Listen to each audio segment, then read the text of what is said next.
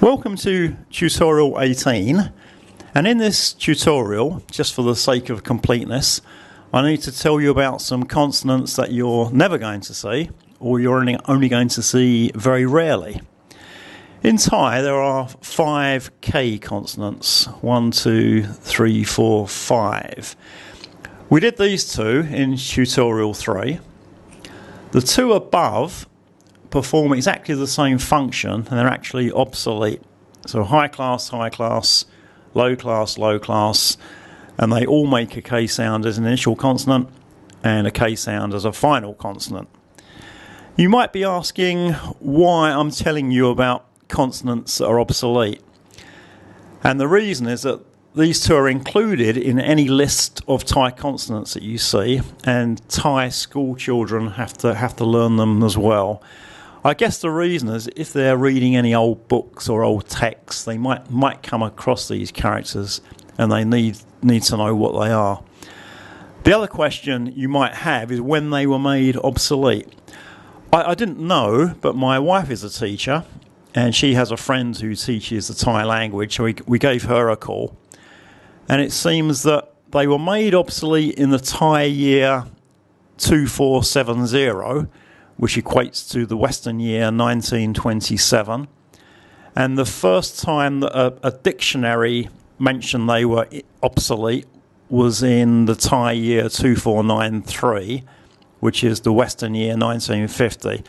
So they've been obsolete for quite a long time. I actually do come across them sometimes in the names of restaurants.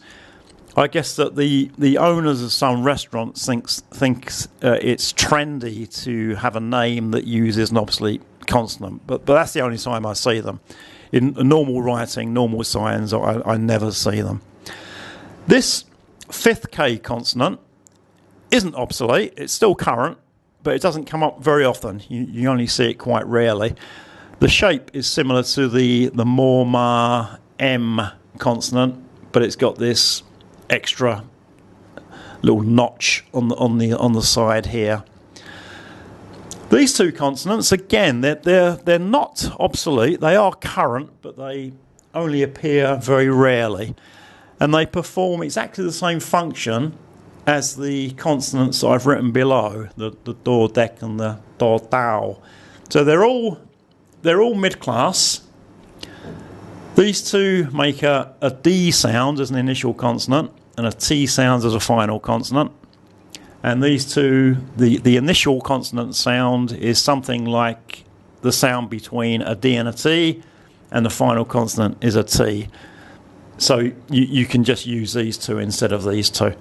They do come up occasionally, but not very often. So what I'll do next, as I usually do, I'll get Pom to go through the names of these consonants to give you the correct pronunciation, and then we'll do a few sample words, but in today's tutorial there won't be many sample words. Firstly, we'll just go through the names of these obsolete and rare consonants. ขอขวด ขอขวด ขอขวด That means bottle. ขอคน ขอคน ขอคน That means person.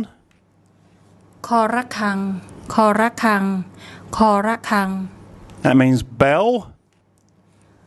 ดอยชดา ดอยชดา ดอยชดา That's a type of crown.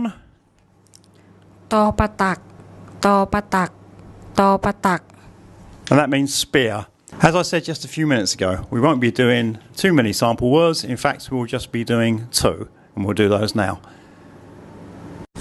This word uses the korakang K consonant, and then we have the long R vowel and the first tone mark. ฆ่า ฆ่า ฆ่า That's the verb to kill. And the tone rule, the consonant is low class, and we have the first tone mark, so it's a falling tone.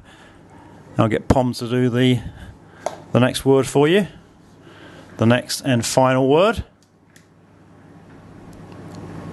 These consonants are so rare, it's actually quite difficult to find words that use them.